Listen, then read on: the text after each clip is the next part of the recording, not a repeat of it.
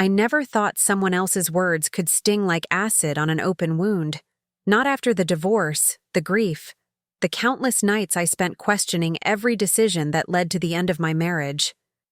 But there I was, standing in the parking lot of Franklin Elementary, the autumn breeze tousling my hair while fallen leaves crunched beneath my boots. My son Ethan's backpack felt heavier than usual on my shoulder as I waited for him to finish tying his shoelace. That's when I heard the purr of a luxury SUV pulling up beside us. Jessica, my ex-husband's new wife, rolled down her window. Her perfect caramel highlights caught the afternoon sun, and her manicured nails tapped impatiently against the steering wheel. "Oh, good.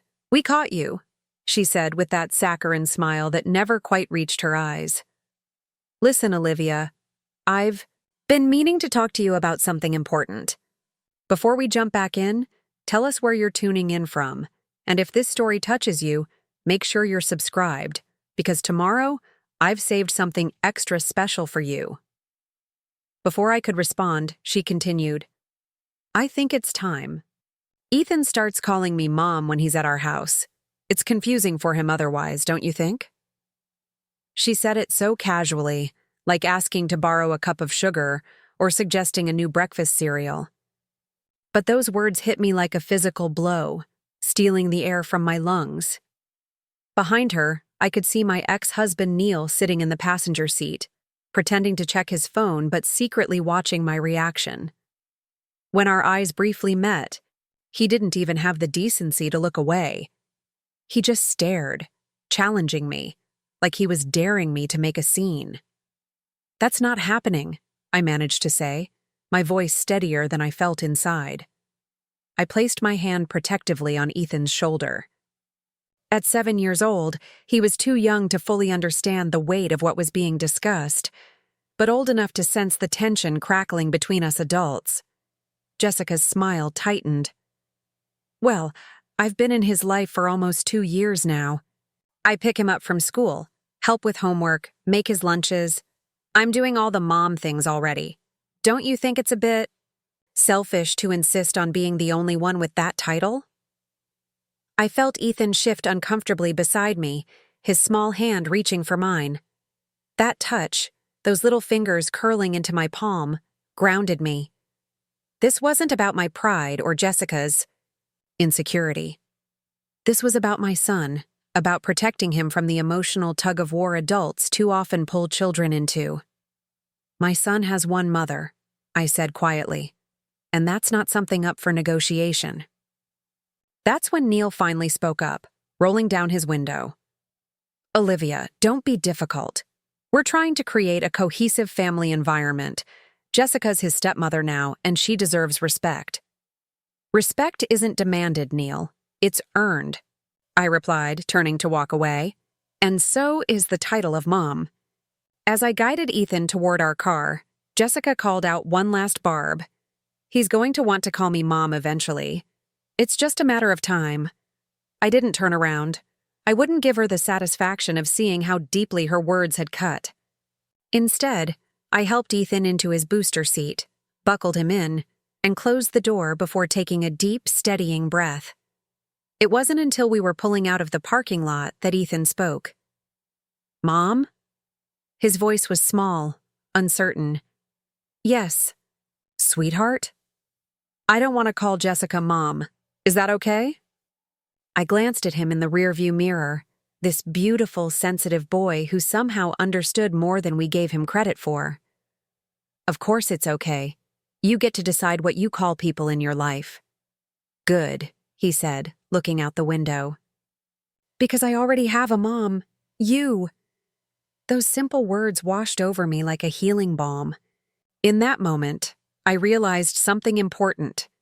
Jessica and Neil might have money, a big house, and weekend trips to Disney, but they couldn't buy what Ethan and I had built over 7 years of scraped knees, bedtime stories, and middle-of-the-night fever checks. They couldn't purchase the history written in every laugh line on my face, every lullaby I'd sung, every tear I'd wiped away. But I also knew this wasn't the end. Jessica's request wasn't just about a title. It was the opening. Move in a game I never agreed to play. And from the determined look in Neil's eyes, I could tell they were just getting started. My name is Olivia Chen.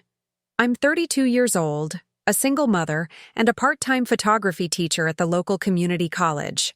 I live in Mapleton, a small town nestled between mountains and rivers in Washington state, where everyone knows everyone else's business before they know it themselves. Our house isn't much. A modest 2-bedroom rental with faded blue paint and a creaky porch swing.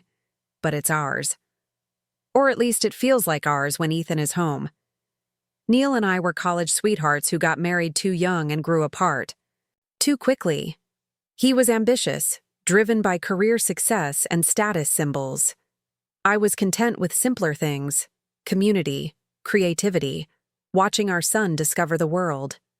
When Neil's marketing firm offered him a promotion that would require constant travel, the cracks in our marriage became canyons we couldn't bridge. The divorce was finalized when Ethan was 5. For the first year, things were amicable enough. We shared custody evenly, 1 week with me, 1 week with Neil. Then Jessica entered the picture. She was everything I wasn't: polished, corporate, with the kind of confidence that comes from never having been told no. She worked at Neil's firm as the head of client relations, and within 6 months of dating, they were married in a lavish ceremony that made the local paper. Ethan was the ring bearer, dressed in a custom suit that probably cost more than my monthly rent. Preparing and narrating this story took us a lot of time, so if you are enjoying it, subscribe to our channel. It means a lot to us. Now back to the story. I didn't mind Jessica. Not at first. I believed that more people loving my son could only be a good thing. I encouraged Ethan to give her a chance, to be respectful, to see the good in having a stepmother who cared about him. I kept my concerns to myself when he came home with stories about the new rules at Dad and Jessica's house, or when his weekend clothes started coming back unworn because Jessica bought me better ones. But then things began to change in subtle ways. Ethan would return from his dad's house quieter, more hesitant. Once, after I'd kissed him goodnight, he asked, "Mom, is it okay if I still want you to be my mom even when I'm at Dad's?" "Of course," I'd said, smoothing his hair. "I'm always your mom, no matter where you are." He'd nodded solemnly. "Jessica says I should call her Mom when I'm at their house because she does all the mom stuff there." That was the first red flag. But I chose not to overreact. Instead, I gently explained to Ethan that he could decide what felt right for him. I thought that would be the end of it. Then came the school open house. I arrived early to help Ethan's teacher set up the art display. Neil and Jessica showed up late, Jessica immediately taking over, introducing herself to the teacher as Ethan's mom without a qualifier.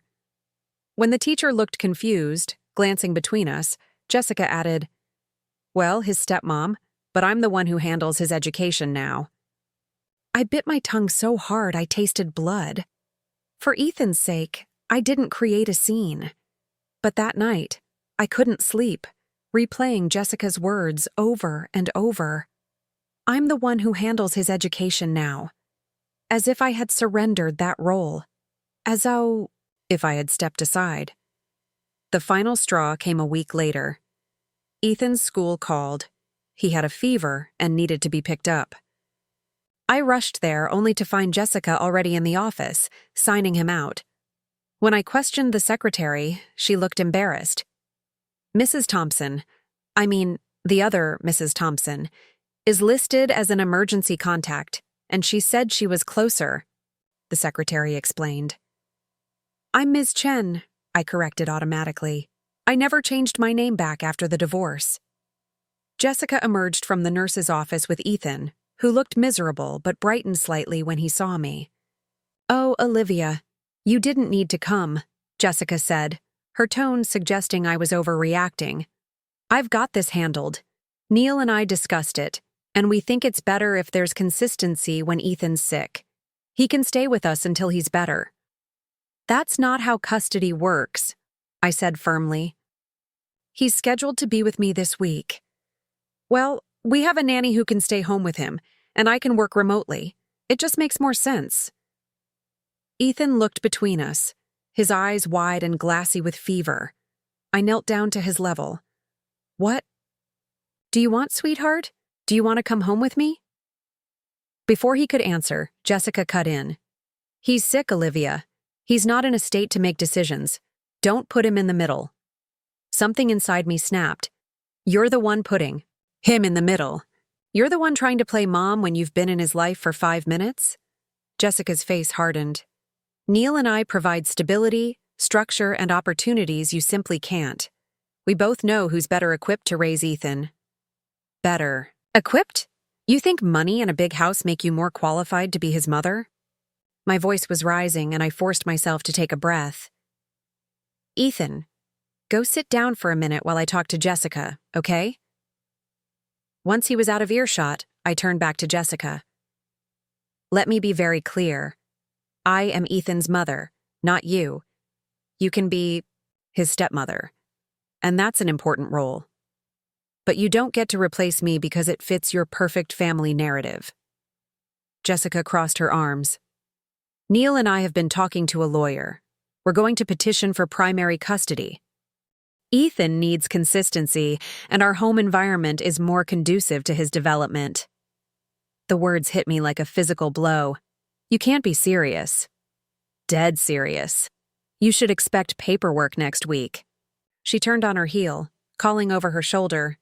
Ethan, honey, let's go. We'll get you tucked into bed at home. Ethan hesitated, looking at me with confusion and distress plain on his flushed face. But Mom's here.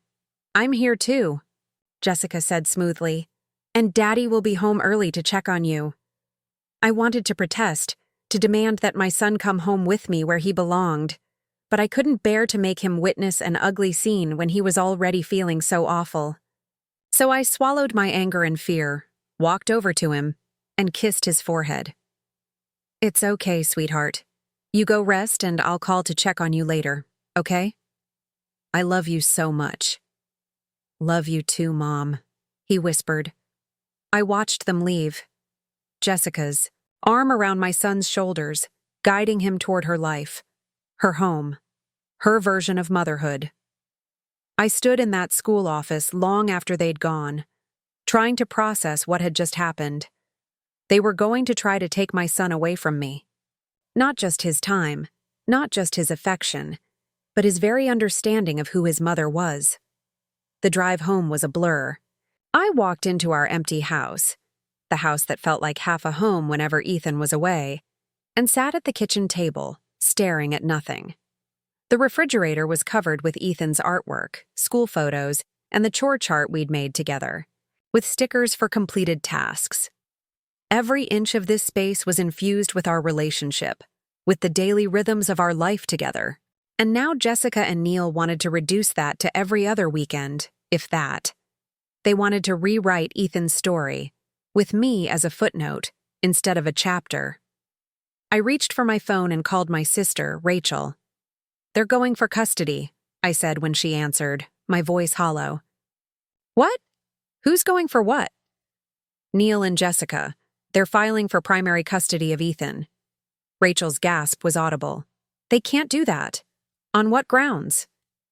Jessica said their home environment is more conducive to his development, which is just a fancy way of saying they have more money.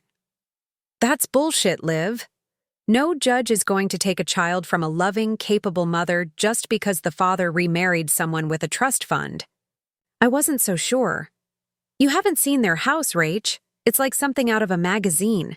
Private school brochures on the coffee table, a dedicated playroom with educational toys I could never afford. Meanwhile, I'm living paycheck to paycheck, teaching part-time and doing freelance photography gigs to make ends meet. Material things don't make a mother, Rachel insisted. Tell that to the family court system. Olivia, listen to me. You need a lawyer. A good one. I can't afford a good one. That's the whole point. Then we'll figure it out. I've got some savings. Mom and Dad will help too. I closed my eyes, fighting back tears. I can't ask you guys to do that. You're not asking. We're offering. This is Ethan we're talking about. After we hung up, I sat for a long time, thinking about what I was up against. Neil and Jessica had resources, connections. They could afford the best lawyers, the most persuasive experts. What did I have? I looked around the kitchen, at the wall where I marked Ethan's height every birthday, at the mismatched plates we'd collected from thrift stores, at the window box where we were growing herbs from seeds. What I had was 7 years of being Ethan's mother. 7 years of knowing exactly what his different cries meant, of memorizing his allergies and preferences, of teaching him to read and ride a bike and apologize when he was wrong. And most importantly, I had Ethan himself, a boy who, when given the choice in that school office, had looked to me, had wanted to come home with me. That night, I made a decision. I wouldn't fight dirty. I wouldn't try to poison Ethan against his father or Jessica. But I would fight with everything I had to remain my son's mother, not just in name, but in presence, in influence, in daily life. The custody papers arrived 3 days later. The language was cold, clinical, reducing our lives to bullet points and legal terminology. They weren't just asking for primary physical custody. They wanted to be designated as the primary decision-makers for Ethan's education, healthcare, and religious upbringing. There was even a paragraph suggesting that Jessica should be recognized as Ethan's psychological mother, given her substantial daily involvement in the child's life. I read the papers twice, my hands shaking more with each page. Then I called Rachel, who connected me with a friend of a friend, a family law attorney named Marcus, who agreed to meet with me pro bono for an initial consultation. Marcus didn't sugarcoat it. "They're making a strong play," he said after reviewing the paperwork. "But their case has weaknesses. For one, there's no evidence of any deficiency in your parenting. You've maintained a stable home, Ethan is doing. Well in school, there are no concerns about his well-being in your care." "But they have more money," I said. "Financial resources are a factor, but not the only one. Courts look at the totality of circumstances, with the child's best interests as the guiding principle. And generally speaking, courts recognize the value of maintaining the bond between a child and their biological parents, particularly when that bond is strong and healthy." I nodded, trying to feel reassured. "So what do? We prepare. We document everything. Your involvement in Ethan's life, your stability as a parent, any concerning behaviors from Neil or Jessica. Has Ethan said anything about how they talk about you in their home?" I thought about it. He mentioned that Jessica wants him to call her mom, and once he asked if it was okay to still want me as his mom even at their house. Marcus made a note. "That's parental alienation territory. Courts don't look kindly on that." "What about the fact that she picked him up from school when he was sick? That was during my custody time." "Another red flag. They're not respecting the current arrangement." By the time I left Marcus's office, I had a plan. I would document everything, build my case, and prepare for court. But I still felt hollowed out, like I was fighting a battle that shouldn't exist in the first place. A mother shouldn't have to prove she deserves to be a mother. When I picked Ethan up from Neil's house that Sunday evening, Jessica answered the door. She was perfectly coiffed as usual, but there was a new smugness in her expression. "Ethan's just getting his things together," she said, not inviting me in. "He had such a wonderful weekend. We took him to see that new dinosaur exhibit at the Science Center, and then for ice cream at that organic place downtown." I forced a neutral expression. "That sounds nice." It was. She leaned against the doorframe. "You know, Olivia, this doesn't have to be adversarial. We all want what's best for Ethan. And you think what's best is taking him away from his mother?" She sighed, as if I was being difficult. "No one's taking him away from you. We're just suggesting a more appropriate balance. Neil and I can provide opportunities you simply can't. Private school, summer programs, travel. Ethan doesn't need those things to be happy. He needs love, security, and parents who respect each other. Jessica's smile didn't waver. We agree on that last part. That's why I hope you'll consider our proposal without forcing this into a lengthy court battle. For Ethan's sake. Before I could respond, Ethan appeared behind her, backpack in hand, his face lighting up when he saw me. Mom! He rushed past Jessica and threw his arms around me. I missed you. I hugged him tightly, breathing in the scent of his hair, feeling his small body against mine. I missed you too, buddy. So much. As we walked to the car, Ethan chatted excitedly about his weekend. The dinosaurs, the ice cream, the new video game his dad had bought him. I listened, asking questions, staying engaged despite the knot of anxiety in my stomach. Once we were driving, Ethan grew quieter. Everything okay, sweetie? I asked, glancing at him in the rearview mirror.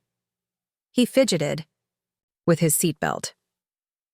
Jessica said I should start calling her mom, too. She said it would make things less confusing. I gripped the steering wheel tighter. What did you say to that? I said I already have a mom. He paused. She didn't like that. She said I could have two moms, like my friend Michael who has two dads. That's different, honey. Michael has two dads who are married to each other. They're both his parents. That's what I said, Ethan exclaimed. But then Jessica said she's more like my mom now because she lives with dad all the time and does mom things.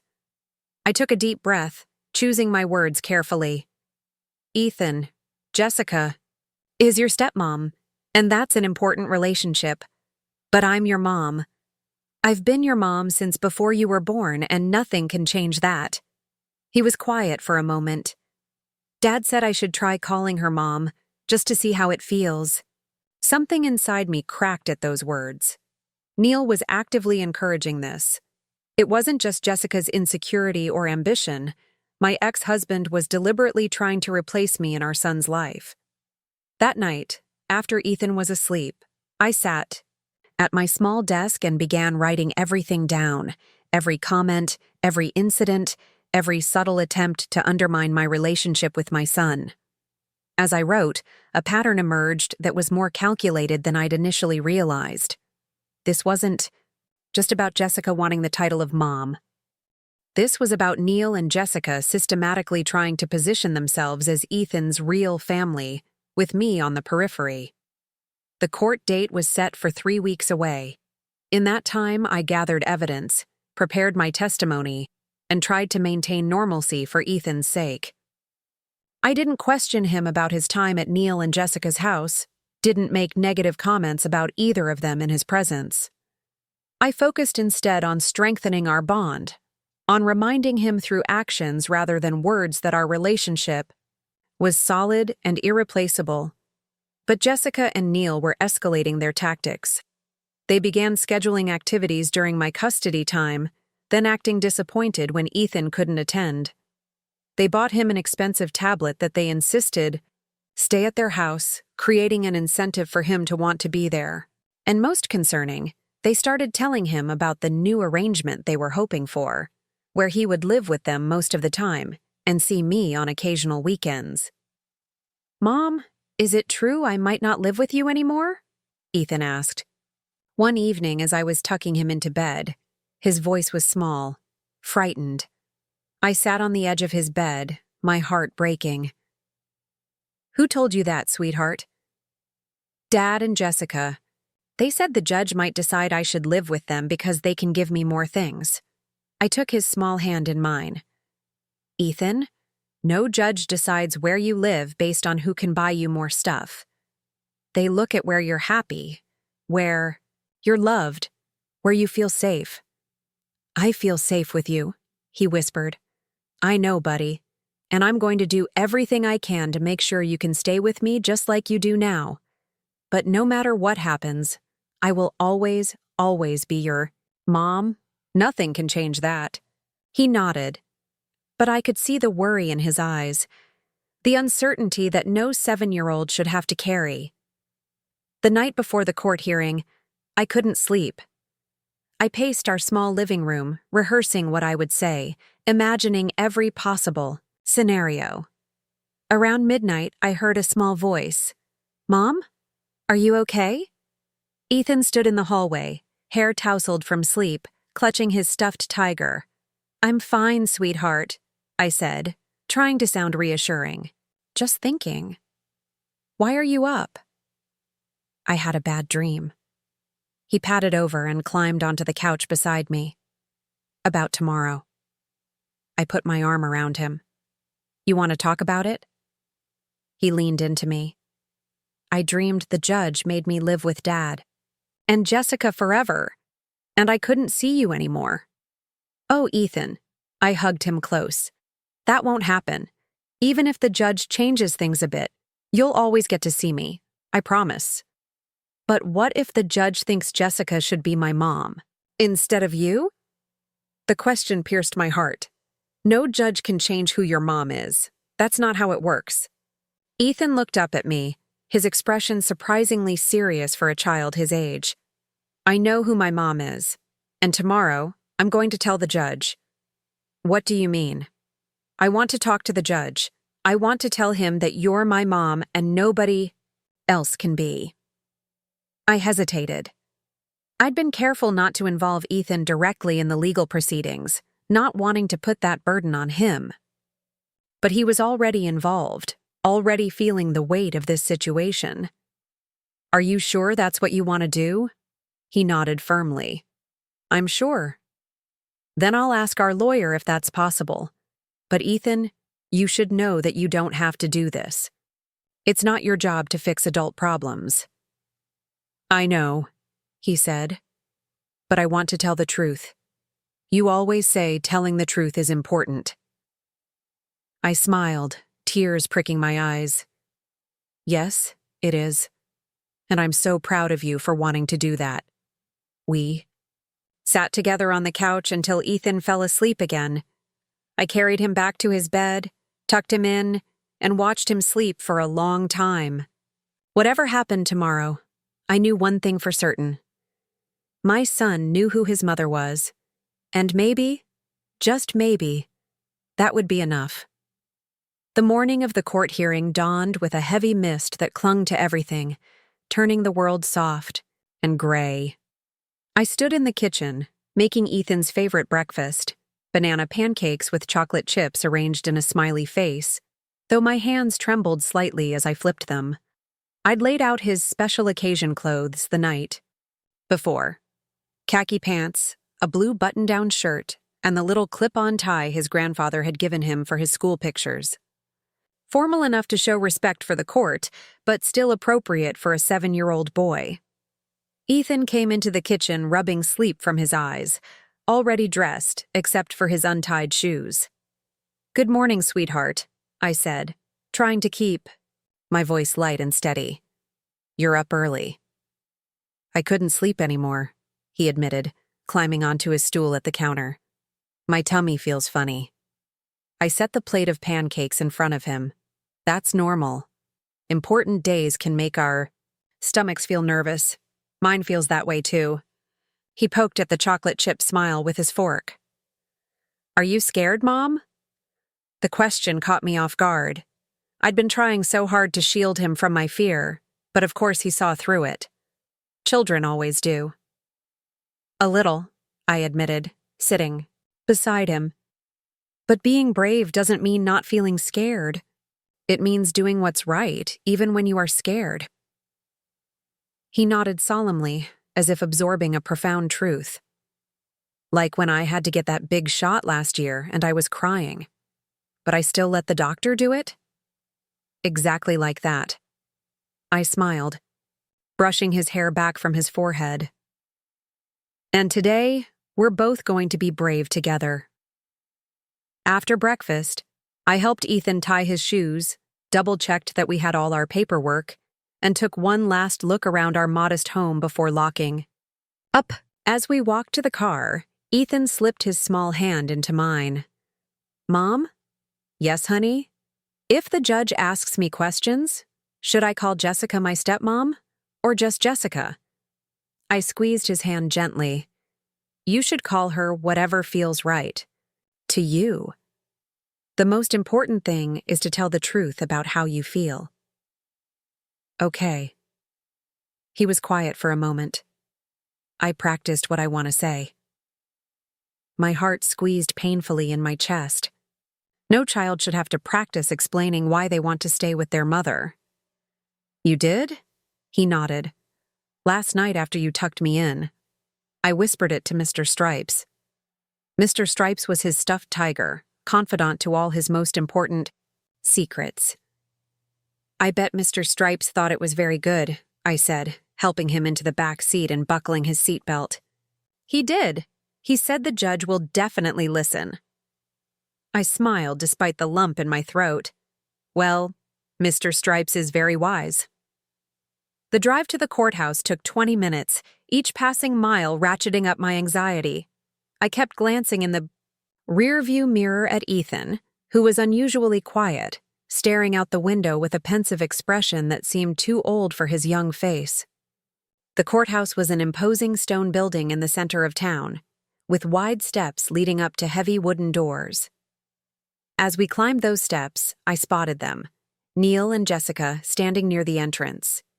Neil in an expensive charcoal suit, Jessica in a cream-colored dress that screamed perfect stepmother with its modest hemline and subtle sophistication. They made a picture-perfect couple, the kind you'd see in a glossy magazine spread about successful modern families. Jessica noticed us first, nudging Neil. They both turned to watch our approach, Jessica's smile polite but triumphant, as if she'd already won. Neil looked uncomfortable, avoiding my eyes, his gaze settling on Ethan instead. Hey, buddy, he said, crouching down to Ethan's level. Ready for the big day? Ethan nodded silently, shifting closer to me. We brought you something, Jessica said, reaching into her designer handbag and pulling out a small box wrapped in shiny blue paper. A little good luck charm. I bit back the urge to refuse the gift. This wasn't the time or place for a confrontation. Ethan looked up at me questioningly. You can open it later, sweetheart, I said gently. We should head inside now. We don't want to be late. Jessica's smile tightened almost imperceptibly. Of course. We're all here for Ethan after all, to do what's best for him. The emphasis she placed on best made my skin crawl, but I kept my expression neutral as we moved past them into the courthouse. Inside, we met Marcus, my attorney, in the hallway outside the courtroom. He was younger than I'd expected when we first met, but his eyes were kind and sharp, and he'd shown a genuine understanding of what was at stake. Good morning, Olivia, he said, shaking my hand. Then he knelt down to Ethan's level. And you must be Ethan. I'm Marcus. I'm helping your mom today. Are you going to talk to the judge? Ethan asked. I am, and your mom will too. And I understand you might want to talk to the judge as well? Ethan nodded firmly. I want to tell the truth. Marcus glanced up at me, a flicker of approval in his eyes. That's exactly what the judge wants to hear. Just the truth. In your own words. At that moment, Neil and Jessica entered with their attorney, a sleek woman in her 50s with steel gray hair and a tailored suit that probably cost more than my monthly rent. She exchanged a brief nod with Marcus, professional courtesy masking the adversarial nature of our meeting. The courtroom itself was smaller than I'd imagined, with dark wood paneling and uncomfortable-looking benches. The judge, a man in his 60s with salt and pepper hair and wire-rimmed glasses, had a face that gave away nothing, neither sympathy nor judgment. He called the court to order with a brisk efficiency that suggested he'd heard hundreds of cases like ours before. Neil and Jessica's attorney presented their case first. She painted a compelling picture.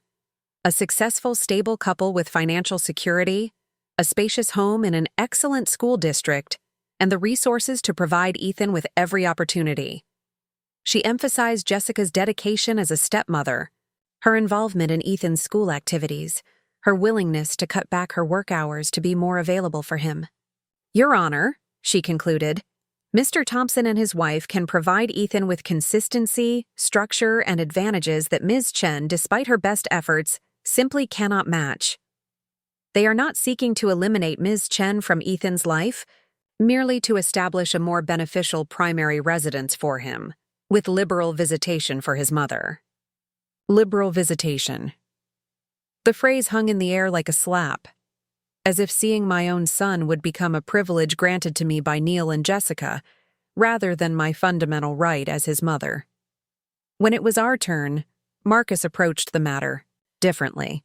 He didn't try to compete with Neil and Jessica on material terms. Instead, he focused on my relationship with Ethan, the stability I'd provided through the divorce, my consistent presence in his life, my deep understanding of his needs and personality. Your Honor, Marcus said, motherhood isn't measured in square footage or bank balances. It's measured in the thousands of small moments that create a bond between parent and child. Ms. Chen has been Ethan's primary caregiver from birth. She knows his allergies, his fears, his dreams. She's the one he calls for in the night when he has a bad dream. I was called to testify next. As I took the stand, I caught Ethan's eye. He gave me a small thumbs up, and somehow that simple gesture steadied me. Marcus guided me through questions about my parenting, my home, my relationship with Ethan. I answered honestly, without embellishment. When asked about my financial situation, I acknowledged my limitations compared to Neil and Jessica, but emphasized the stability I'd maintained despite those challenges. Ms. Chen, Marcus asked, have you noticed any changes in Ethan's behavior following his time with his father and stepmother? I took a deep breath. Yes, he's become more withdrawn, more anxious about saying or doing the wrong thing. He's started questioning things that were once certain to him, like what to call me or where his real home is. Can you elaborate on that? I described the incidents. Jessica asking Ethan to call her mom, their comments about giving him more things, the way they spoke about me when they thought Ethan wasn't listening. Your Honor, I said, looking directly at the judge, I have never spoken negatively about Neil or Jessica to Ethan. I've encouraged their relationship with him because I believe children need all the love they can get. But they have not shown me the same respect. They've actively tried to diminish my role in Ethan's life, to make him question the one relationship that has been constant since the day he was born. During cross-examination, Neil and Jessica's attorney tried to paint me as bitter, resentful of their success, unwilling to acknowledge the benefits their resources could provide Ethan.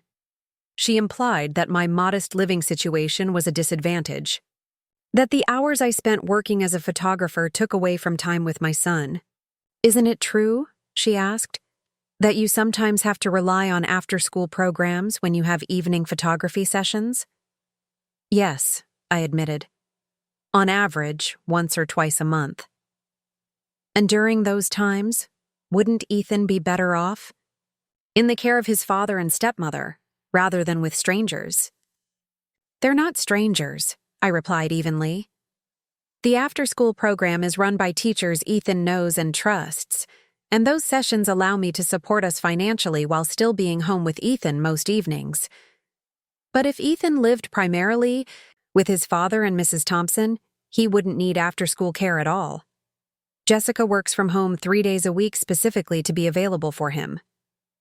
I felt a flash of anger but kept my voice steady. Ethan doesn't need constant supervision. He needs consistent love and the security of knowing where he belongs. The few hours he spends in after-school programs give him independence and social skills, not to mention friends he's known since kindergarten. When Neil took the stand, he avoided looking at me. He spoke about his success, his stable marriage, the college fund he'd established for Ethan. He described their neighborhood, the private school they wanted Ethan to attend, the summer programs they could afford. It all sounded so reasonable, so focused on Ethan's future. But then Marcus began his cross-examination. "Mr. Thompson, did you encourage Ethan to call your wife Mom?" Neil shifted uncomfortably.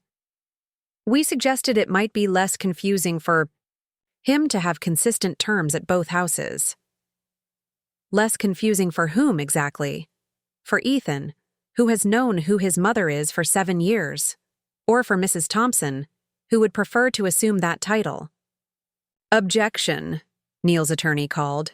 "Argumentative." "Sustained," the judge said. "Rephrase, counselor." Marcus nodded. "Mr. Thompson, has your wife ever referred to herself as Ethan's mother without the step qualifier?" Neil hesitated. "Possibly in casual conversation." "And did you correct her?" Another hesitation. "I don't recall specifically." "Did you pick up Ethan from school when he was sick during Ms. Chen's custodial time without consulting her first?" "Jessica did, yes. We thought it was in Ethan's best interest to come straight to our house since he wasn't feeling well." "Did you contact Ms. Chen to inform her of this decision?" "We called her afterward." "But not before making the decision for her during her custodial time?" Neil's jaw tightened. "No. When Jessica took the stand, she was the picture of poised confidence. She spoke warmly about her relationship with Ethan, her desire to provide him with stability and opportunities, her commitment to fostering his talents and interests. "I love Ethan as if he were my own," she said, her voice full of seemingly genuine emotion. "I want only what's best for him." During cross-examination, Marcus was respectful but direct. "Mrs. Thompson, did you tell Ethan that he should call you Mom because, and I quote, 'you're more like his mom now'?" Jessica's smile didn't waver. "I suggested that since I perform motherly duties when he's with us, it might feel natural for him to use that term. I never forced him." "Did you tell Ms. Chen, and again I quote, 'he only calls you Mom because he doesn't know better'?" A flicker of discomfort crossed Jessica's face. "I may have said something in the heat of the moment. Custody transitions can be emotional." "So you did say it?" "I don't recall my exact words." "Mrs. Thompson, have you ever referred to yourself as Ethan's mother without clarifying that you're his stepmother?" "I consider myself a maternal figure in his life, yes." "That wasn't my question. Have you presented yourself as Ethan's mother to others? Teachers, doctors, other parents?" Jessica hesitated just long enough for her discomfort to show. "I may have simplified introductions at times." "One final question, Mrs. Thompson. Did you tell Ethan that the judge might decide he should live with you because you can give him more things?" Jessica's composure slipped slightly. "I explained the situation in terms he could understand. By suggesting that material advantages would or should determine his living situation." "By being honest about the realities of the situation," Jessica replied, an edge creeping into her voice. Throughout all of this, Ethan sat quietly beside a court-appointed advocate, his eyes moving from person to person as they discussed his life as if he weren't in the room. I kept glancing at him, trying to gauge how he was handling it all. He looked solemn, but not frightened, more like he was taking everything in, processing it in his own way. Finally, the judge asked if Ethan would like to speak. The court advocate brought him forward to a special chair next to the judge's bench, positioned so he didn't have to face the entire courtroom. "Hello, Ethan," the judge said kindly, his tone softer than it had been with the adults. "I understand. You wanted to talk to me today." Ethan nodded, his feet dangling above the floor. "Yes, sir." "You can call me Judge Wilson, and you can just talk to me, okay? Like we're having a conversation. There are no wrong answers here." Ethan took a deep breath. "I wanted to tell you about my mom."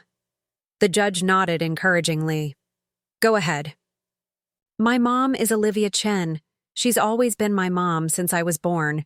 She knows everything about me, like how I'm allergic to strawberries but not strawberry-flavored things, and how I need my nightlight on but the door open a little bit, and how to make my tummy feel better when it hurts. My heart swelled as I listened to him speak, his voice clear despite his nervousness. Dad and Jessica want me to live at their house most of the time, he continued. They have a really big house, with a pool and a game room, and Jessica buys me cool stuff. I felt a sinking feeling. Was he going to say he preferred their home after all? But Ethan paused, gathering his thoughts. But that doesn't make Jessica my mom. She's nice sometimes, but she says mean things about my real mom when she thinks I can't hear. She tells me I should call her mom instead, and it makes me feel weird inside, like I'm doing something wrong. The judge listened attentively. Can you tell me more about that feeling? Ethan fidgeted with the button on his shirt. Like I'm being bad to my real mom if I call Jessica that. And like I'm being bad to Dad and Jessica if I don't. I don't like it. I understand, the judge said. That's a difficult position for you to be in. Last week, Ethan continued, when I was at Dad's house, Jessica told her friend on the phone that she was finally getting to be Ethan's real mother, and that after court, things would be put right. It made me scared. I saw Jessica stiffen in her seat, her eyes widening slightly. Why did that scare you, Ethan? The judge asked gently. Because, Ethan's voice wobbled slightly. Because I already have a real mother, and I don't want to lose her. The simplicity and honesty of his words hung in the air. I blinked back tears, not wanting Ethan to see me cry. Can I tell you one more thing? Ethan asked the judge. Of course. Ethan reached into his pocket and pulled out a folded piece of paper. I made this list of things my mom does that make her my mom. Can I read it? The judge nodded, a hint of surprise in his expression. Ethan carefully unfolded the paper. Things that make Olivia Chen my mom. She knows how to fix my nightmares with the special dream spray. She never forgets to check my homework, even when she's tired. She keeps the picture I drew in kindergarten on the fridge even though it's not very good. She taught me how to tie my shoes with the bunny ear method. She knows I hate carrots, but she still puts a few on my plate because they're healthy. She always says I love you even when I'm grumpy. She lets me help with the laundry and doesn't get mad when I mess up the folding. She can tell when I'm sad, even when I try to hide it. She taught me how to be brave. Ethan looked up from his list. That's why she's my mom. Not because a paper says so or because I have to call her that. Because of all those things. The courtroom was silent. I could feel tears running down my cheeks now, but I didn't wipe them away. Let everyone see what this meant to me, what Ethan meant to me. Thank you, Ethan, the judge said, his professional demeanor softened by the unmistakable impact of a child's honest words. That was very helpful. As Ethan returned to his seat, his eyes met mine. I mouthed, I love you, and he gave me a small, brave smile in return. The judge called for a brief recess to consider all the testimony. As we waited in the hallway outside, Marcus squeezed my shoulder. Ethan did beautifully, he said quietly. No coaching, no manipulation, just honest feelings. That counts for a lot. I nodded, too emotional to speak. Across the hall, Neil and Jessica stood with their attorney, heads bent in intense discussion.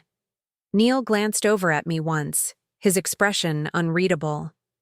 When we were called back into the courtroom, the tension was palpable. The judge adjusted his glasses, reviewed his notes one final time, and then addressed the room. In custody matters, he began, the court's primary concern is always the best interest of the child. This is not about parental rights or preferences, but about what arrangement will best serve Ethan's emotional, physical, and developmental needs. I held my breath, my hands clasped tightly in my lap. Having heard testimony from all parties, including Ethan himself, I find no compelling reason to modify the existing custody arrangement. Ms. Chen has provided a stable, loving home for Ethan throughout his life. While Mr. and Mrs. Thompson can offer certain material advantages, those do not outweigh the importance of maintaining Ethan's primary bond with his mother. Relief flooded through me, so powerful I felt lightheaded. Furthermore, the judge continued, his tone hardening slightly. I am concerned by evidence suggesting attempts to manipulate Ethan's understanding of familial relationships. Step-parents can play valuable, loving roles in children's lives without diminishing biological parents. Mrs. Thompson, while I appreciate your investment in Ethan's well-being, you are not and should not present yourself as his mother. That role belongs to Ms. Chen. Jessica's face flushed, her eyes lowering to the table in front of her. Therefore, the petition for modification of custody is denied. The current arrangement of shared custody will continue, with the explicit understanding that all parties will respect each other's roles and refrain from any attempts at parental alienation. As the judge concluded his ruling, I felt Ethan's small hand slip into mine. I squeezed it gently, a wordless promise. I'm here. I'll always be here. Outside the courthouse, rain had replaced the morning mist, pattering softly against the stone steps. Ethan tilted his face up to feel it, smiling as droplets caught on his eyelashes. In that moment, with the weight of uncertainty lifted, he looked like a child again. Not a witness, not a pawn, just a boy enjoying the rain. Neil approached us cautiously, Jessica hanging back near their car. Olivia, he said, his voice subdued. Can we talk for a minute? I hesitated, then nodded to Marcus that it was okay. He moved a few steps away, still within earshot. I want to apologize, Neil said, the words seeming to surprise even him. Hearing Ethan today, I didn't realize how all this was affecting him. Children absorb everything, Neil, even the things we think they don't notice. He nodded, running, a hand through his hair, a gesture I remembered from our marriage, one he made when he was genuinely troubled. I never meant for him to feel caught in the middle. But he was. He is. I know that now. He glanced over at Jessica, who was watching us with tight-lipped displeasure. Things got out of hand. Jessica and we got carried away with this idea of being the perfect family. But we can't build that by erasing you. It wasn't a full reckoning, but it was something. An acknowledgement, at least, of the harm they'd caused. What happens now? I asked. We stick to the custody arrangement like the judge said, and... He hesitated. And I'll talk to Jessica about boundaries, about respecting your role in Ethan's life. I nodded, not fully trusting his resolve, but willing to accept the olive branch for Ethan's sake. Thank you. As Neil walked back to his car, Ethan tugged on my hand. Are you and Dad friends now? I smiled down at him. We're trying to be better at being your parents. That's what matters. So I don't have to call Jessica Mom? No, sweetheart. You can call her Jessica or whatever feels comfortable to you. But not because the judge said so, because it's what feels right to you. He nodded, satisfaction spreading across his fur. Good, because I already have a mom. And she's the best one. As we walked to our car, hand in hand through the rain, I realized something profound had shifted. Not just the legal outcome, but something deeper. A reaffirmation of truth that no court could grant or take away. I was Ethan's mother. Not because a birth certificate said so, not because I'd won some legal battle, but because of all those small moments Ethan had listed, all those threads of love and care woven through the fabric of his life. And in that moment, I knew that no matter what challenges lay ahead, and there would be challenges as Ethan grew and our family continued to evolve, that essential truth would remain unshakable and pure. The weeks following the court hearing brought a strange new rhythm to our lives. The legal battle was over, but the emotional aftershocks continued to ripple through our family. Ethan seemed both lighter and more watchful, relieved that nothing would change, yet still bracing himself for tension during custody exchanges. I noticed how his eyes would dart between Neil and me, searching for signs of conflict, how his shoulders would relax only once we were driving away. As for Neil and Jessica, they maintained a cool distance. Jessica no longer emerged from the car during pickups, and Neil's conversations with me were brief and strictly about logistics. I couldn't tell if they were respecting boundaries or nursing wounds to their pride. Perhaps both. One rainy Saturday morning, about a month after the hearing, Ethan and I were making French toast in our pajamas, dancing to 80s music while the windows steamed up from the heat of the stove. These weekend mornings had become sacred to us, a time when the outside world with all its complications fell away, leaving just the two of us in our small, imperfect, love-filled home. "Mom?" Ethan asked, carefully dipping a bread slice into the egg mixture as I'd taught him. "Are you still mad at Dad and Jessica?" The question caught me off guard. "What makes you think I'm mad at them?" He shrugged, his eyes on his task. "You don't really talk to them anymore, and your smile gets different when they're around." I turned down the music, giving his question the attention it deserved. "I'm not mad, honey. I'm just being careful. Sometimes adults need a little space to figure out how to be better around each other." "Like a timeout?" I smiled. "Something like that, but it doesn't mean we're angry forever." He nodded, processing. "This. Jessica doesn't smile at me the same way anymore either." A twinge of guilt pinched my heart. Despite everything, Jessica was still part of Ethan's life, and he was sensitive enough to notice the change in her behavior toward him.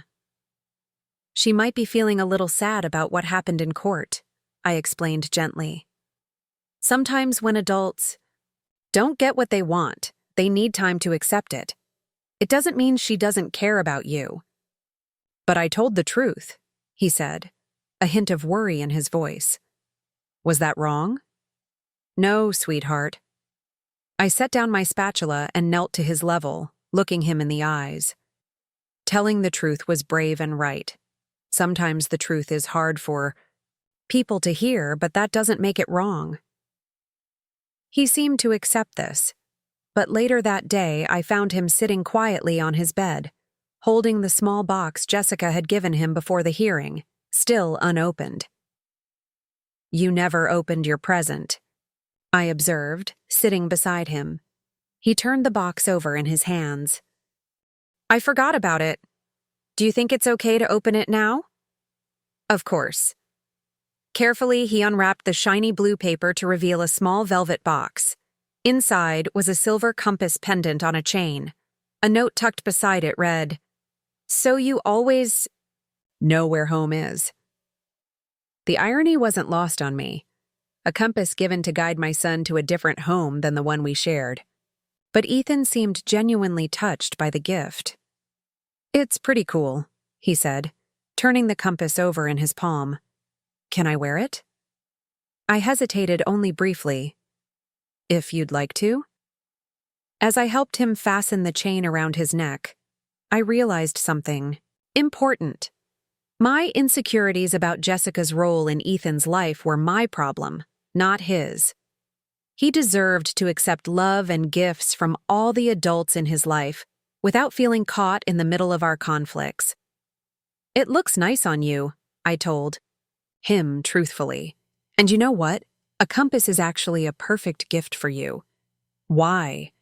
"Because no matter where you go or who you're with, you always know your own true north. You showed that in court." He fingered the pendant thoughtfully. "Like when I knew who my mom was, even when people tried to confuse me?" "Exactly like that." That night, I called my sister Rachel. "I think I need to find a way to make peace with Jessica," I said after explaining the compass incident. Not for her sake, but for Ethan's. He shouldn't feel guilty about caring for her. Rachel was quiet for a moment. "That's Remarkably mature of you. Well, I had a good example. Remember when Mom and Dad divorced and Dad married Diane? Mom never said a bad word about her, even though she had every reason to be bitter. True. And I worshipped Diane's fashion sense when I was a teenager, without ever feeling like I was betraying Mom. Exactly. I want that for Ethan. The freedom to appreciate Jessica without feeling disloyal to me. So, what are you going to do? I sighed. I'm not sure yet. But something. I can't keep acting like she doesn't exist. The opportunity came. Sooner than I expected. The following Monday, I received a call from Ethan's school. He had a fever of 101 and needed to be picked up. It was Neil's custody week, so I called him first. I'm in a meeting I can't leave, he said, sounding genuinely regretful. I'll see if Jessica can go. I can pick him up, I offered. I don't have any shoots today. There was a pause. Are you sure? It's our week. He's sick, Neil. This isn't about the custody schedule. I'm happy to get him. Another pause. Let me call Jessica and call you back. 10 minutes later, he called again. Jessica's on her way to the school already, but she says thank you for offering. I felt a familiar twinge of territorial protectiveness, but pushed it aside. Okay, ask her to let me know how he's doing later. I will. Around dinner time, my phone buzzed with a text from an unknown number. Ethan's fever is down to 99. 1. He ate some soup and is resting now. Jessica. I saved the number and replied, Thanks for letting me know. Does he need anything? I could drop off his favorite stuffed tiger if that would help. The response came quickly. He actually asked for it, if it's not too much trouble. 20.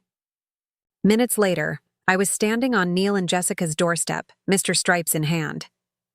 Jessica answered, looking more casual than I'd ever seen her. Hair in a messy bun, wearing sweatpants and a faded university sweatshirt instead of her usual polished attire. Thanks for bringing this, she said, taking the stuffed tiger. He's been asking for it since we got home. No problem. How is he? She hesitated, then stepped back from the door. Do you want to come in and see him? He's on the couch watching cartoons. The invitation surprised me. Are you sure? He's your son. Of course you can see him when he's sick. The inside of their house was exactly as I'd imagined. Spacious, tastefully decorated, everything in its place. Ethan was curled up under a blanket on a large sectional sofa, looking flushed but not miserable. His face brightened when he saw me. Mom, you brought Mr. Stripes. I sat beside him, feeling his forehead with the back of my hand, a mother's thermometer. How are you feeling, buddy? My throat hurts, but Jessica made me tea with honey. That was nice of her. I glanced up to where Jessica stood awkwardly in the doorway. Tea with honey was always my mom's remedy, too. A flicker of surprise crossed Jessica's face at this small olive branch. Would you like some? She offered. The kettle's still hot. That would be nice, thank you. While Jessica went to the kitchen, I stayed with Ethan, listening to him explain the cartoon he was watching. When Jessica returned with my tea, she hovered uncertainly.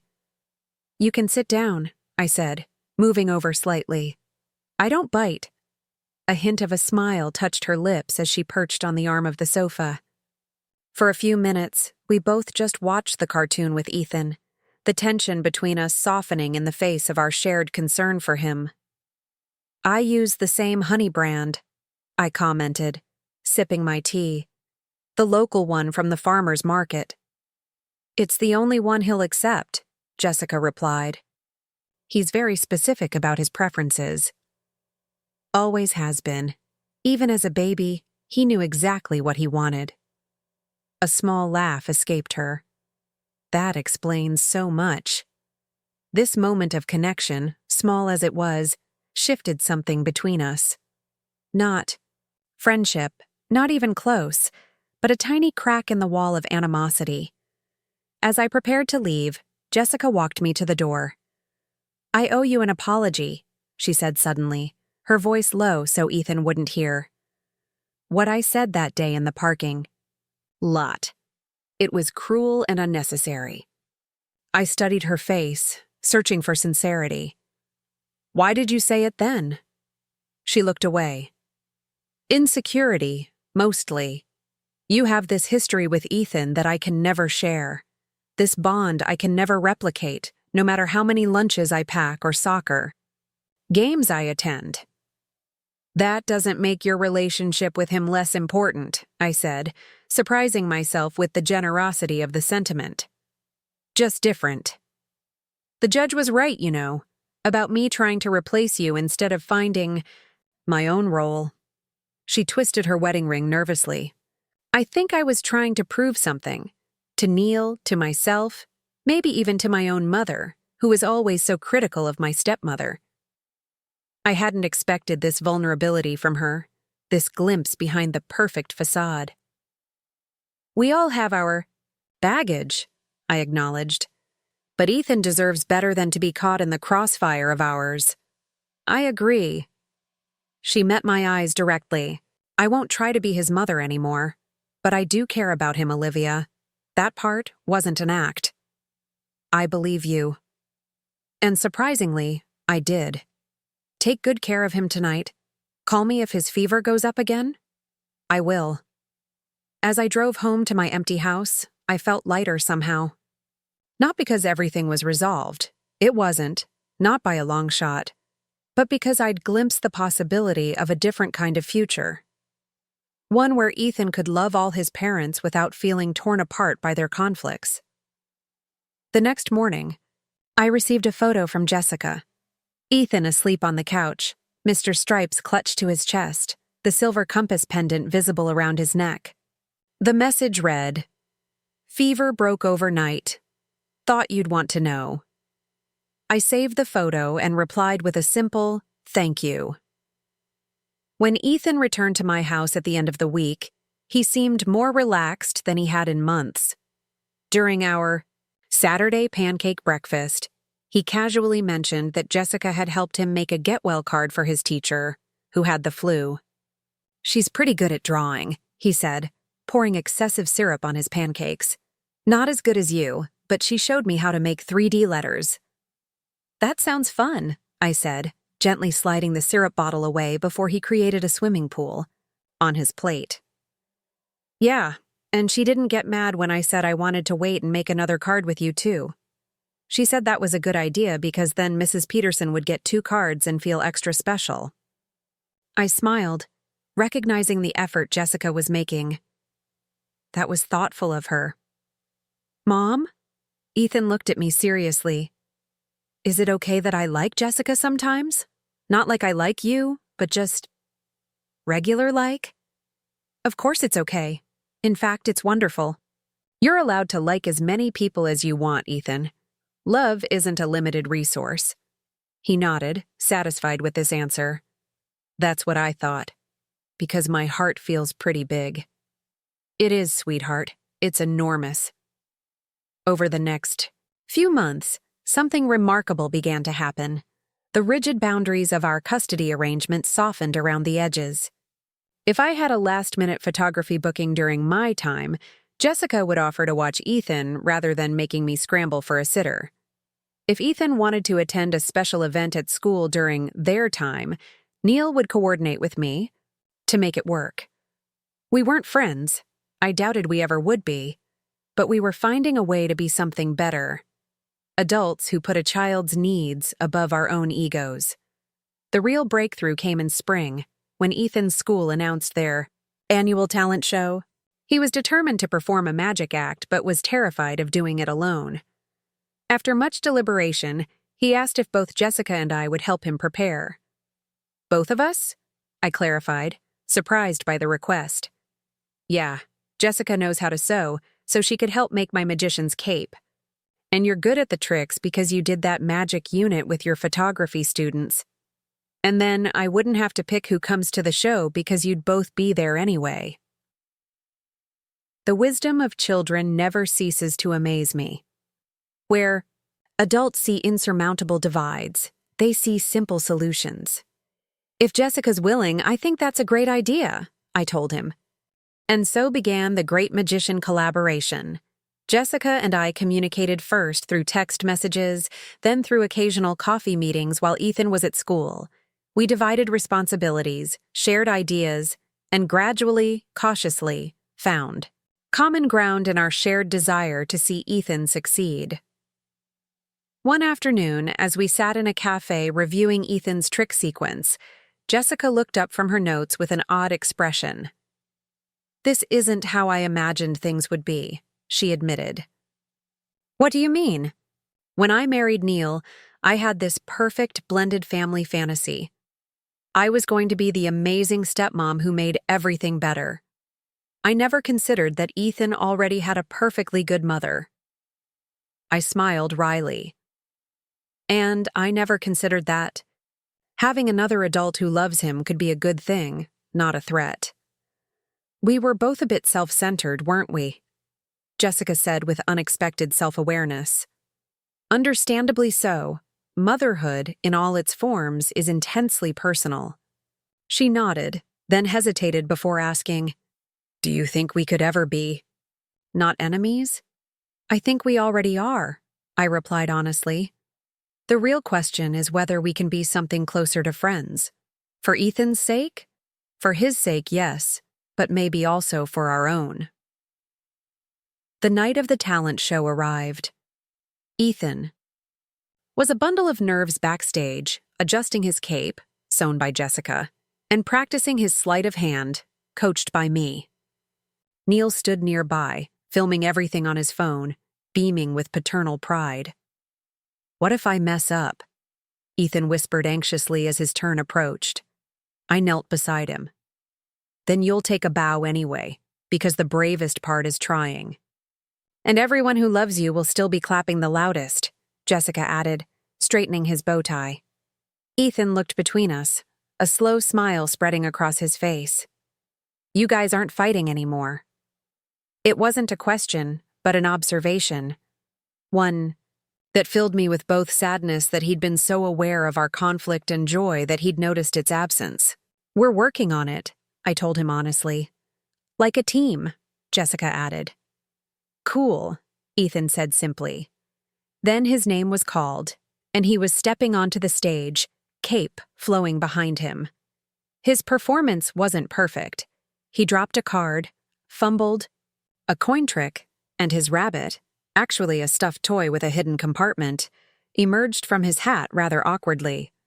But he never lost his smile, never gave up, and when he took his final bow, the applause was thunderous, led as promised by the adults who loved him most in the world. Later that night, as I tucked Ethan into bed, he fingered the compass pendant he still wore faithfully. "Jessica was right," he said sleepily. "About what?" "The compass. It does help me know where home is." I felt a momentary pang, wondering if he meant Neil and Jessica's house. "And where is that?" He smiled, his eyes already drifting closed. "It's not a place, Mom. It's people. It's you and Dad and Jessica and Grandma and Grandpa and everyone who loves me. That's home." I sat beside his bed long after he fell asleep, reflecting on the wisdom of his words. Home isn't a custody arrangement or a physical structure. It's a feeling of belonging, of being loved without condition or reservation. The next morning, I texted Jessica a photo of Ethan at breakfast, still wearing his magician's bow tie with his pajamas. "The great Houdini says thank you for the perfect cape," I wrote. Her reply came quickly. "Partnership makes better magic than competition." Who knew? Who knew indeed? Summer brought new challenges and opportunities for our evolving family. Dynamic. Ethan was invited to a prestigious 2-week science camp, but the tuition was well beyond my budget. Before I could even figure out how to approach Neil about splitting the cost, Jessica called me. "We want to pay for the science camp," she said directly, "but we want to make sure you're comfortable with it first." In the past, I might have seen this as another power play, another way of showing what they could provide that I couldn't. But now I heard it differently, as a genuine offer made with respect for my position as Ethan's mother. "That's very generous," I said. "Ethan would love it. We thought maybe you could handle the transportation and daily check-ins, since it's closer to your house. And maybe we could all go to the final presentation together." "I'd like that," I said, meaning it. The camp was transformative for Ethan. He came home each day bubbling with stories about robotics, experimental designs, and new friends. But even more transformative was what happened on the day of the final presentation. Neil, Jessica, and I sat together in the auditorium, not awkwardly, separated as we might have been months before, but side by side, united in our support. When Ethan spotted us from the stage where he was setting up his project, his face lit up with a joy so pure it brought tears to my eyes. After the presentation, as we were walking to the parking lot, a woman stopped us, another parent I recognized, from Ethan's regular school. "I just had to say," she gushed, "how wonderful it is to see a blended family that gets along so well. My ex and I can barely stand to be at the same events for our daughter." Before I could respond, Jessica spoke. "It's a work in progress," she said honestly. "But we have a good teacher."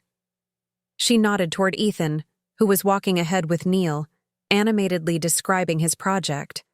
The woman looked confused. "Your son taught you how to co-parent?" I laughed. "Every day. He taught us that his capacity to love isn't limited, so ours shouldn't be either."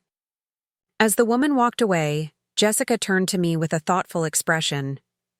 "You know, I used to be so jealous of you." "Me?"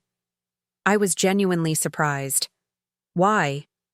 "Because no matter what I did, no matter how perfect I tried to be as a stepmom, I could never replicate what you and Ethan have. It felt like a competition I couldn't win." "And now?" She smiled, a real smile without the brittle edge I'd once come to expect. "Now I realize I don't need to win or lose. I just need to be the best Jessica I can be. The rest will follow."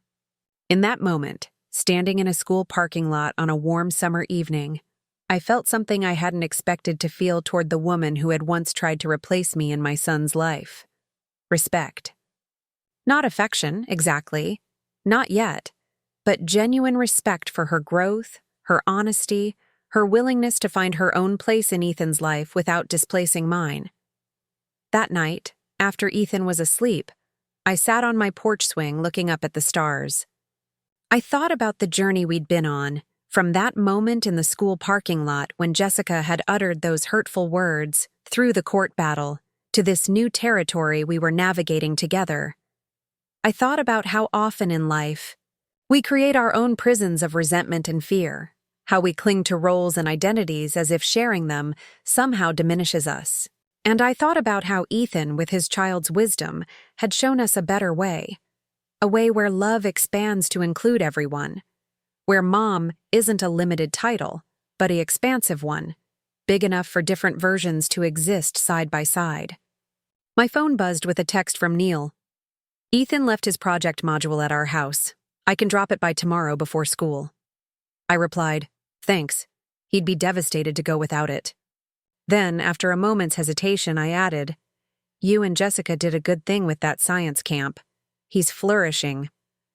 His response was simple but significant. "We make a decent team when we try." Yes, I thought, looking back up at the stars. We do. The compass Jessica had given Ethan had been meant to guide him toward a different understanding of home and family. Instead, it had guided all of us toward something unexpected. A family defined not by blood or marriage or legal documents, but by the choice to put love above ego, a child's needs above adult insecurities. It wasn't perfect. There would still be disagreements, moments of tension, old wounds that might reopen. But we had found a new way forward, one step at a time, with Ethan's happiness as our true north. And in doing so, we had all learned what Ethan seemed to know instinctively, that love isn't diminished when it's shared, It multiplies. 3 years have passed since that fateful day in the school parking lot when Jessica's words cut through me like glass. 3 years of growth, challenges, unexpected alliances, and profound lessons about what it truly means to be a mother. Ethan is 10 now, taller, more thoughtful, with a quiet confidence that makes my heart swell with pride whenever I witness it. This morning, I'm standing in my kitchen brewing coffee when my phone buzzes with a text from Jessica. Recital program just announced. Ethan has a solo in the second act. I smile, typing back a quick, "That's amazing. Extra practice this weekend?" Our communication has evolved into something I never could have imagined back when we were locked in silent warfare over my son's affections. Ethan's interest in piano was actually Jessica's discovery. During his time at their house, she noticed how he gravitated toward the baby grand piano that sat largely unused in their living room. She'd taken lessons as a child and started teaching him simple melodies. When he showed real aptitude, Neil and Jessica offered to pay for formal lessons. 3 years ago, that offer might have felt like another attempt to outshine me with their resources. Now it simply feels like what it is, a gift to Ethan from people who love him. "Mom," Ethan calls from upstairs. "Have you seen my blue notebook? The one with all my compositions?" "Check your backpack," I call back, pouring my coffee. "Front pocket." A moment later, he thunders down the stairs, notebook in hand. "Found it. I'm adding a new part to my piece for the recital. Ms. Abernathy says I can improvise in the middle section if I want." I smile at his enthusiasm. That sounds challenging. "Yeah, but Jessica's been helping me understand jazz chord progressions. And I thought maybe you could help me with the storytelling part, like how you always talk about visual storytelling in your photography." "I'd love to," I tell him, meaning it completely. This is our new normal. Ethan moving between our complementary strengths and influences, taking what he needs from each of us without the burden of divided loyalties. It didn't happen overnight, and it certainly didn't happen without effort. But somewhere along the way, the adults in his life learned to put down their swords and pick up their shared responsibility instead. The biggest test of our fragile peace came last year, when Neil's company offered him a promotion that would require relocating to Chicago. Jessica was thrilled. It meant a significant pay increase and career opportunities for her as well in the company's headquarters. But it also meant a decision about Ethan that could have reignited all our old conflicts. I'll never forget the day they asked to meet with me at a neutral location, a quiet cafe downtown. I arrived prepared for battle, my stomach in knots, already mourning the potential loss of my daily life with my son. Neil spoke first. "We've been offered an incredible opportunity in Chicago," he explained, his expression a mixture of excitement and apprehension. "But before we make any decisions, we wanted to talk to you." "We won't take Ethan away from you," Jessica added quickly. "That's not even on the table." I remember the wave of relief that washed over me, followed immediately by confusion. "But your lives would be in Chicago." Neil nodded. "Yes, and we've been discussing options." "What kind of options?" Jessica leaned forward. "We could commute back for Ethan's weekends.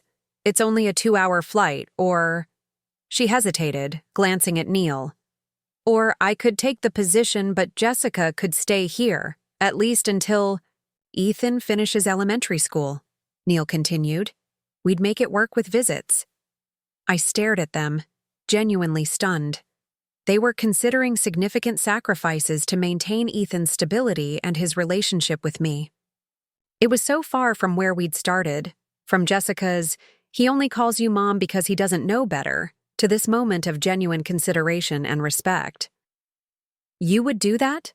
I asked, my voice catching slightly. "Of course," Jessica said, as if it were obvious. "Ethan needs consistency. He needs his school, his friends." She paused. "He needs his mom." In that moment, something shifted in me, the last remnant of defensiveness that I'd been carrying. I saw before me not competitors for my son's love, but partners in ensuring his well-being. And I realized I needed to meet their generosity with my own. Let's think about this differently, I suggested. What would be best for Ethan isn't necessarily keeping everything exactly the same. What's best is having all the adults in his life working together instead of at cross purposes. We spent the next 2 hours brainstorming alternatives. In the end, Neil took the promotion, but with a modified arrangement that allowed him to work remotely part of each month. Jessica stayed in our town, but traveled to Chicago frequently. And most surprisingly, I adjusted my own schedule to accommodate the changes in theirs. Sometimes keeping Ethan for longer stretches when they were both in Chicago, sometimes shifting our usual custody days to align with their travel. It wasn't the rigid week-on, week-off schedule we'd once adhered to like a religious text. It was flexible, responsive to everyone's needs, especially Ethan's. And it worked, not because a court ordered it, but because we chose it, together. Today, as I watch Ethan practice his piano piece, his fingers moving with increasing confidence across the keys, I'm struck by how this journey has transformed not just our co-parenting relationship, but me as well. I used to define motherhood, so narrowly, as an exclusive role that could belong only to me. I saw Jessica's desire to be called mom as a direct attack on my identity, my worth, my irreplaceable position in my son's life. But time and experience have taught me that motherhood isn't a limited resource or a zero-sum game. It expands, to include all the love a child receives, from all the people who choose to show up for them day after day. Mom? Ethan's voice pulls me from my thoughts. What do you think? Does this part sound right? I listen as he plays a passage again, hearing both the technical skill Jessica has helped him develop and the emotional expressiveness that I've always encouraged in his creative pursuits. It's beautiful, I tell him. You're bringing something unique to the piece, making it your own. He beams at the praise. That's what Jessica says too, that I should play it like I mean it, not just like it's written on the page. She's right. The words come easily now, without the twinge of jealousy that once would have accompanied them. Later that afternoon, I drop Ethan at Neil and Jessica's house for his weekend with them. Their home no longer seems like foreign territory to me, nor a symbol of what I cannot provide. It's simply another place where Ethan is loved, another facet of the expansive life we've built around him. Jessica meets us at the door, greeting Ethan with a warm hug before turning to me. Do you want to come in for a minute? Neil's making that spicy tea you liked last time. Sure, I say, stepping inside. I can't stay long, though. I have a client meeting at 4. We move into their kitchen, where Neil is indeed brewing tea. He's more relaxed than I've seen him in years, the corporate tension that used to radiate. From him softened by a different kind of success. The success of a family that functions despite its unconventional structure. How's the new photography series coming along? He asks, handing me a steaming mug. It's getting there. The gallery showing is next month if you guys want to come. We wouldn't miss it, Jessica says, and I know she means it. As we chat, Ethan disappears upstairs to drop off his things. A few minutes later, he returns with something in his hands. A framed photograph I don't recognize. Mom, look what Jessica helped me make, he says, holding it out to me. It's a collage of photos, in a handsome wooden frame. In the center is a recent picture of Ethan at his school science fair, flanked by smaller photos of him with each of us, laughing with Neil at a baseball game, baking cookies with Jessica, exploring tide pools with me during our beach vacation last summer. It's for my bedroom here, he explains. Jessica said, I should have pictures of everyone I love, not just the people who live in this house. I look up at Jessica, caught off guard by the thoughtfulness of this gesture. She meets my gaze steadily, a small smile playing at the corners of her mouth. It was Ethan's idea, she says. I just helped with the frame. But we both know it's more than that. It's an acknowledgement, a declaration, a peace offering renewed and strengthened. It's Jessica saying, without words, "Your place in his life is secure. I'm not trying to erase you anymore." "It's perfect," I tell Ethan, pulling him into a quick hug. What a wonderful way to keep us all together even when we're apart. As I drive home alone, I reflect on how far we've come from that rainy day in the school parking lot. The journey hasn't been easy or straightforward. There have been setbacks, moments of doubt, old wounds reopened by careless words or actions.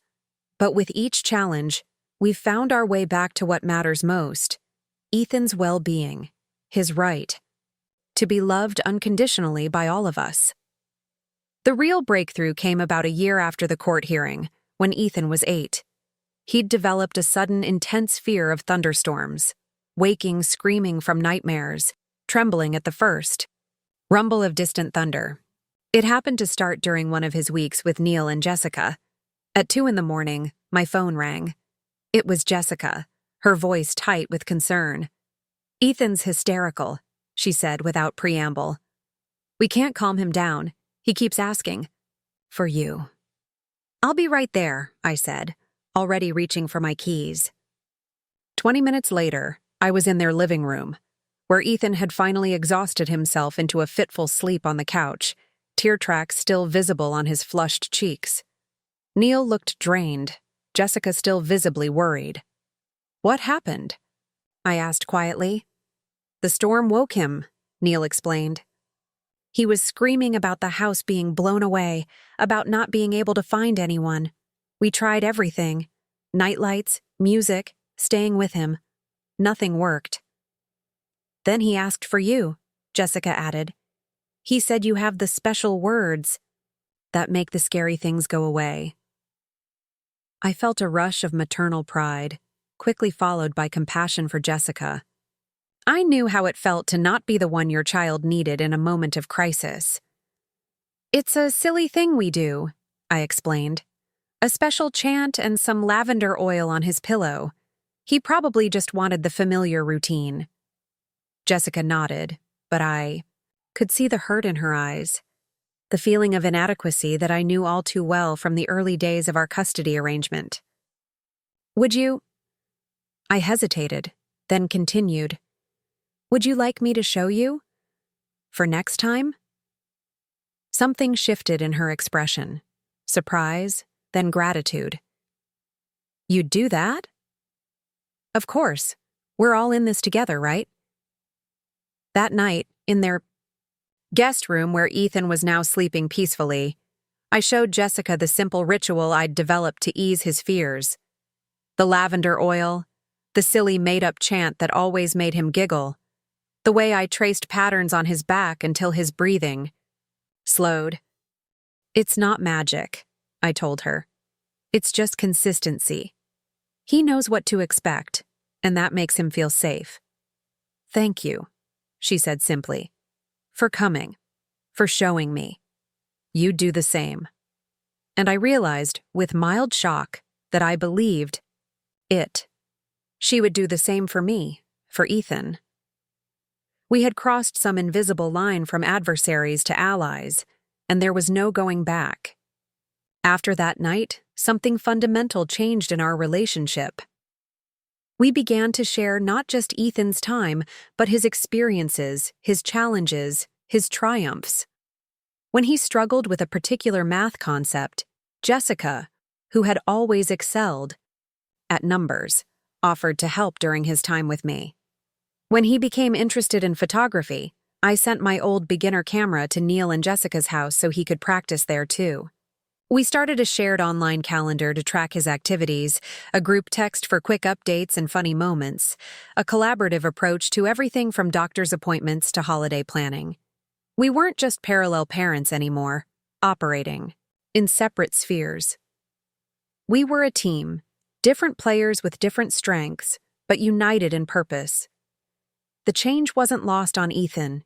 He blossomed in the atmosphere of cooperation, no longer walking on eggshells or measuring his words depending on which parent he was with. He began to speak freely about his time in both homes, to share his full self without fear of causing tension or jealousy. One evening, as I was helping him with homework, he looked up from his notebook with a serious expression. "Mom, can I ask you something?" "Of course.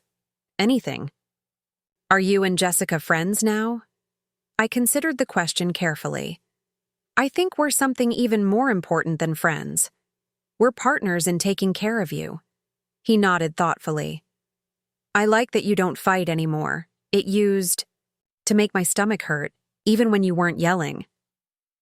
His candor hit me like a physical blow. Children absorb so much more than we realize, carry so many burdens we don't intend to place on their shoulders. "I'm sorry it was hard for you." "Before," I said, stroking his hair. "I wish we had figured things out sooner." He shrugged with the resilience of childhood. "It's okay. You were learning." "Learning what?" "How to share." He said it so simply, as if it were obvious. "Like you always told me I had to learn to share my toys at preschool. You had to learn to share me." Out of the mouths of babes comes wisdom that humbles us. He was right, of course. At the heart of our conflict had been the inability or unwillingness to share. To share Ethan, to share the role of nurturing him, to share the title that I had clung to so fiercely, Mom. The irony wasn't lost on me. I had spent so much energy fighting Jessica's desire to be called Mom, yet here we were years later, with Ethan still calling me, and only me, by that title. Not because anyone had forced him one way or another, but because it was what felt natural to him. Jessica was Jessica. Not stepmom, not second mom, just Jessica. And she had found her own place in his heart that was neither more nor less than mine, just different. The piano recital arrives on a perfect spring evening. The community center auditorium is filled with proud parents, restless siblings, and nervous young musicians. Ethan, dressed in his first suit, chosen with Neil, tailored. With Jessica's expertise, paces backstage while I adjust his tie for the third time. "You're going to be amazing," I tell him, "just like in practice. What if I forget the middle part, the improvisation? Then you'll create something new in the moment. That's what improvisation is all about." He nods, trying to absorb the reassurance. "Is Dad here yet?" "Front row with Jessica. They're saving me a seat." His shoulders relax slightly. "All my parents in one place. That's good luck, right?" "The best kind," I agree, giving his tie one final adjustment. I find Neil and Jessica exactly where they promised to be, a program saved on the seat between them. Jessica has brought flowers for Ethan. Neil has his camera ready. We exchange smiles that hold none of the tension that once characterized our interactions, only shared anticipation for Ethan's performance. As the recital begins, I watch the other families in the audience, traditional nuclear families, single, parents, grandparents raising grandchildren, and blended families in various configurations. So many different ways to create a family, to raise a child. None perfect, none without challenges, but all capable of providing the love and support a child needs to thrive. When Ethan's turn comes, he walks to the piano with a confidence that brings tears to my eyes. This poised, talented boy who was once the confused child in the courtroom, trying to explain to a judge why he couldn't have two moms. He settles onto the bench, takes a deep breath, and begins to play. The piece starts slowly, tentatively, like the first raindrops before a storm. Then it builds, gaining complexity and emotion. When he reaches the improvised middle section, he falters for just a moment, a brief hesitation that only those who know him well would notice. I hold my breath. Then he glances toward the audience, his eyes finding the three of us sitting together in the front row. Something in his expression shifts, a renewed determination, and his fingers find their way again, creating a passage that wasn't in the original composition but fits perfectly, bridging what came before with what will follow. It strikes me as a perfect metaphor for our journey, the initial conflict, the uncertain middle where we had to improvise and find our way without a map. And now this harmonious resolution that honors the original while creating something new and beautiful. When Ethan finishes his piece, the applause is enthusiastic. He stands, bows as his teacher taught him, and his eyes seek us out again, his first and most important audience. Neil is filming, Jessica is wiping away a tear, and I'm applauding until my hands hurt. Different people with different roles in his life, united in this moment of pride and joy. After the recital, we take Ethan out for ice cream, the four of us squeezed into a booth at his favorite parlor. He's animated, riding the high of his successful performance, recounting every moment from his perspective. We listen, laugh, celebrate with him. As I watch him interact with Neil and Jessica, the easy affection, the inside jokes, the comfortable dynamic they've developed, I feel no jealousy, no sense of being replaced or diminished. Only gratitude that my son has so many people who love him, who show up for him, who contribute to the person he's becoming. Later, when Ethan goes to check out the new flavors on display, Jessica turns to me. "Thank you," she says quietly. "For what?" "For making space for me in his life. I know it wasn't easy, especially at first." I shake my head. "You earned your place. I just had to get out of my own way enough to see that him loving you doesn't mean he loves me any less." Neil, who has been listening silently, adds, "We all had to learn that. That love multiplies rather than divides." Jessica smiles. "Do you remember what you said to me that day in the parking lot? The title of mom isn't something up for negotiation. It's earned." I wince slightly at the memory. I was pretty fierce about it. "You were right, though.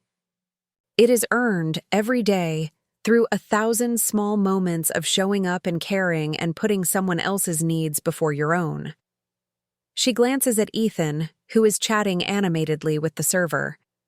I didn't understand that then. I thought it was just a name, a role you could step into. But it's so much more than that. "You understand it now," I say, recognizing the truth in her words. "You've earned your own place in his heart, not as a replacement for me, but as yourself, as Jessica." She nods, a quiet acknowledgement of how far we've all come. That night, as I tuck Ethan into bed, Neil and Jessica had graciously suggested he stay with me after the recital, recognizing the special moment we'd shared. He's still buzzing with excitement. "Did you see when I almost messed up but then fixed it?" he asks, reliving the moment. "I did. You recovered beautifully." "I was thinking about what you and Jessica both told me, about making the music my own and playing like I mean it. And then I just did it." I smile, brushing his hair back from his forehead, a gesture as old as his life. "That's a good lesson for more than just music." He nods sleepily. "Hey, Mom." "Yes, sweetheart? I'm glad you and Dad and Jessica figured out how to get along. It makes everything better." "It does, doesn't it?" "Yeah." He yawns, eyes drifting closed. "It's like everyone has enough love now. No one has to fight over it anymore." As I turn out his light and quietly close his door, I carry his words with me. Everyone has enough love now. The simple wisdom of a child who has taught the adults in his life the most important lesson of all: that love isn't finite or exclusive. It grows to encompass all the people who matter, all the relationships that nurture and support. Jessica's words that day in the school parking lot, "He only calls you Mom because he doesn't know better," once cut me to the quick because I feared they might somehow become true. That if given a better option, my son would choose someone else, leaving me replaced and forgotten. But what I've learned through this journey is that children don't replace love. They accumulate it. They gather it from every genuine source, building a constellation of connections that light their way through life. And far from diminishing any single star in that constellation, each light makes the others shine more brightly, creating patterns and possibilities that wouldn't exist in isolation. Ethan doesn't call me Mom because he doesn't know better. He calls me Mom because he knows exactly who I am, who we are together.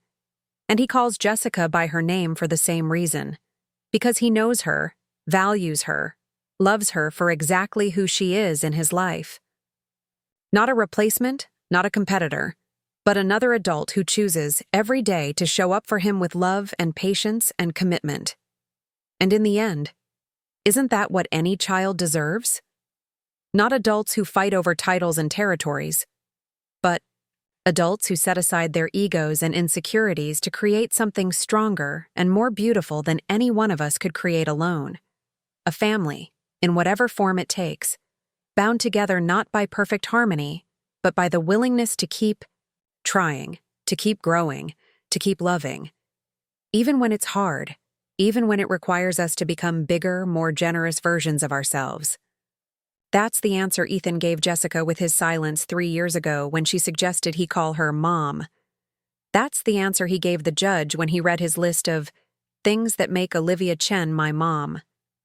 And that's the answer he gives us, every day, in 1,000 small ways, as he navigates the constellation of love we've created around him. Family isn't defined by blood or marriage certificates or court orders. It's defined by love, consistent, reliable, generous love that puts a child's needs above adult pride. And if there's a better definition of motherhood than that, I haven't found it yet. Up next, you've got 2 more standout stories, right? On your screen. If this one hit the mark, you won't want to pass these up. Just click and check them out. And don't forget to subscribe and turn on the notification bell so you don't miss any upload from us.